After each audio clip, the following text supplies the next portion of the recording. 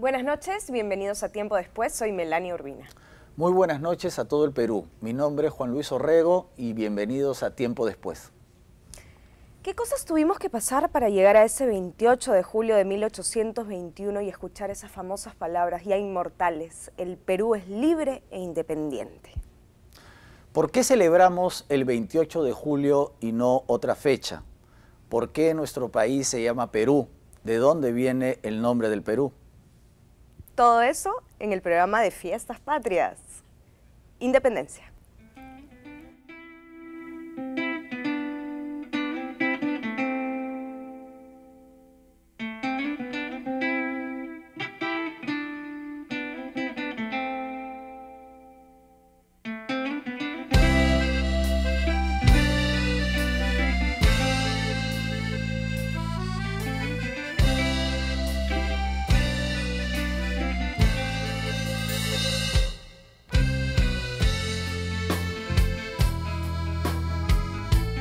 El día de hoy estoy rodeada de historiadores, estoy un poco asustada. El primero que quiero presentar se llama Arnaldo Mera Ábalos, historiador de la Universidad Católica. Bienvenido. Nuestro segundo invitado es Jesús Cosamalón, colega del Departamento de Humanidades, también de la Universidad Católica, especialista en independencia y en historia social. Arnaldo, Jesús, para empezar, ¿por qué 28 de julio? ¿Por qué esa fecha?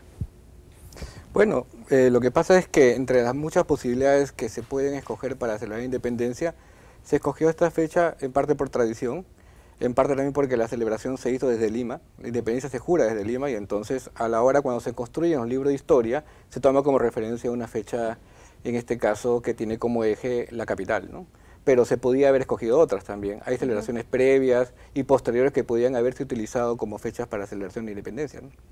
Además, no solamente Lima, sino que el acto de San Martín, el famoso sábado 28 de julio de 1821, lo hizo en la Plaza de Armas, que era el centro simbólico del poder español, no solamente en Lima o en Perú, sino realmente en Sudamérica. Por eso la carga simbólica del hecho es muy importante. Pero Arnaldo, el 15 de julio también se pudo haber celebrado la independencia. ¿Por qué? ¿Qué pasó el 15 de julio? Bueno, el 15 de julio viene a ser nuestro 4 de julio de Estados Unidos, porque es el día de la firma del Acta de la Independencia. Ah, es el día que formalmente es la firma. El día supuestamente más importante, pero hay que esperar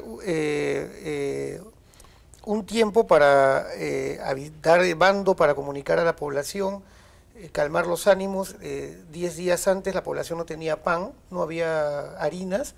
Recién el 19 de julio se abrió el puerto de Chorrillos para que entraran las harinas, el Callao estaba bloqueado y habían habido saqueos en la semana anterior al 15 de julio. ¿Y esto por qué? Porque los españoles se habían retirado a la sierra. Entonces la ciudad tenía que ser un poco más, como creo yo, calmada para luego celebrar con júbilo. Y bueno, lo que dice Juan Luis es perfectamente, utilizan la ruta de proclamación del rey para proclamar la independencia, que son las cuatro: la plaza de Mayor, luego la plazuela de la Merced, luego la plazuela de Santa Ana, hoy Plaza Italia, y luego la plazuela de la Universidad o Inquisición, donde ahora está el Congreso de la República. Y el trayecto lo realizan, inclusive se hace un arco, el Tribunal del Consulado hace un arco del triunfo con la efigie de San Martín con espada arriba del arco. Ese arco es simbólico porque se hacían los mismos arcos cuando se proclamaba un nuevo rey. Entonces estamos sabiendo que se hace, es una simbología que se impone para que la población también se entere. Y bueno, Juan Luis lo ha dicho, nos estamos independizando de España y todavía teníamos la mitad del Perú ocupado por las fuerzas realistas. O sea, antes se había independizado el norte y la frontera era en Ica y la sierra todavía estaba ocupada por los realistas y estuvo ocupada hasta 1824 en todo caso. Claro, recogiendo las ideas de Arnaldo, prácticamente ningún país de América Latina celebra su Día de la Independencia cuando efectivamente ya eran libres o independientes del reino de los Borbones. Hay que entender que la independencia es todo un proceso. Una fecha simplemente es un acto simbólico, porque los peruanos sabemos que al menos formalmente fuimos independientes después de la batalla de Ayacucho, cuando esa misma noche se firma el acta de Ayacucho en la Quinua, ¿no? Ahora, Jesús, reconstruyendo un poco lo que pasó en Lima ese 28 de julio, la ceremonia que preside San Martín era muy parecida a las ceremonias virreinales, coloniales, ¿no? O sea, el ritual es muy parecido. Claro, lo que pasa es que el lenguaje político que utiliza San Martín es el mismo que utilizaba la monarquía, ¿no? Además, un poco de tiempo antes se había restaurado la Constitución liberal que había sido primeramente promulgada en 1812. Claro. Y en el 20 se vuelve a reponer y San Martín la desconoce, en fin, por cuestiones políticas.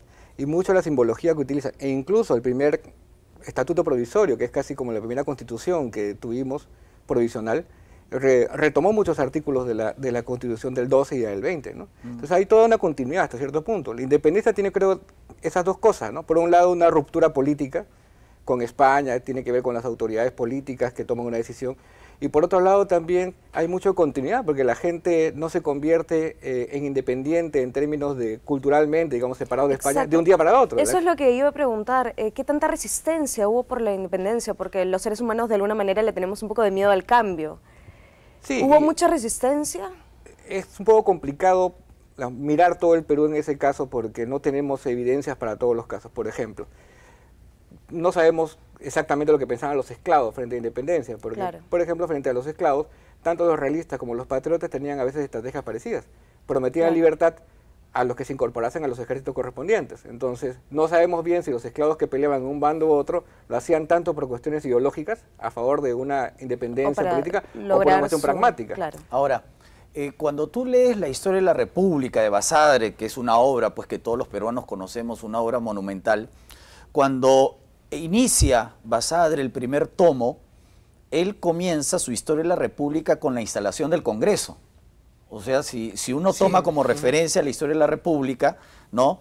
Es la instalación del Congreso cuando se retira San Martín del Perú en 1822. Arnaldo, si a ti te dieran la tarea de reescribir un libro sobre la historia del Perú y te dijeran que pongas otra fecha, que no sea el 28 de julio, ¿qué otra fecha sería legítima para conmemorar el nacimiento del Perú como patria, como nación? Bueno, ¿qué otras en fechas 1825 posibles? El gobierno de Simón Bolívar acá en el Perú prohibió, o sea, no desconoció la fecha dada por San Martín. Entonces, en 1825 y 1826 se celebraron 2 días, el día de San Simón, porque era el día del patrono de el día de Simón Bolívar, bueno, era un poco ególatra, y se celebraba el 9 de diciembre. Esa fue una disposición que ha quedado registrada en la Gaceta de Gobierno de ese momento. Ahora, respecto a lo que decías, volviendo al tema de qué pasó el 28, ¿por qué tenemos 2 días? Claro. Tenemos 2 días porque el 28 se hizo la proclamación en las plazas respectivas. En la noche hubo un agasajo del Cabildo hacia el nuevo libertador, hacia el protector. Al día siguiente hubo un tedeum. El domingo hubo un tedeum. En la catedral. Funcionaba que fuera fin de semana, que fuera sábado y domingo. Pero el domingo por un día religioso. Claro. Pero en la noche hay un dessert, con esa palabra figura en la Gaceta de Gobierno, donde se ofrecen refrescos y bebidas en el Palacio Virreinal, al cual le cambian de nombre, le ponen Palacio Protectoral. Y volviendo a la pregunta de Juan Luis, en todo caso, bueno, Jorge Basadre lo describe en la historia de la República, es cierto, el protectorado es un periodo donde todavía no hay un sistema de gobierno definido. San Martín de repente pretendía una idea monárquica que no triunfa, pero en todo caso no se había proclamado una república. La república nace en un motín, en un golpe de Estado, en el año 1823 todavía. Claro. Ahora, siguiendo esa lógica, te hago la misma pregunta, Jesús. ¿Qué fecha anterior al 28 de julio de 1821 los peruanos podríamos escoger para celebrar la independencia?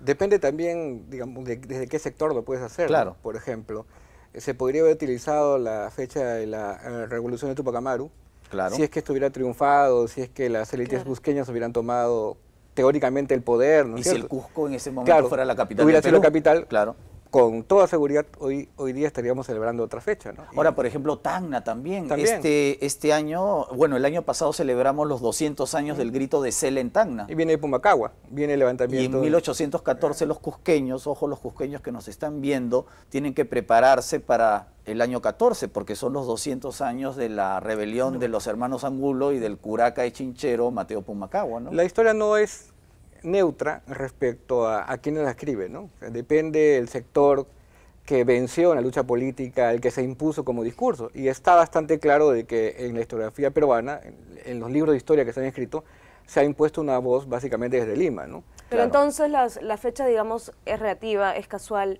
pero es importante tenerla. Claro, porque Claro. creo que todos Sí, desde celebración de cumpleaños, por ejemplo, personales, Claro. aniversarios, siempre es importante tener como hitos, ¿no? En ese sentido, nadie está en contra de la existencia de las fechas como hitos simbólicos para celebrar lo que somos. Quizá el apunte crítico es que son una posibilidad dentro de otras, ¿no? O sea, que también es verdad que podemos haber escogido otras, pero eso no significa que se eliminen, ¿no?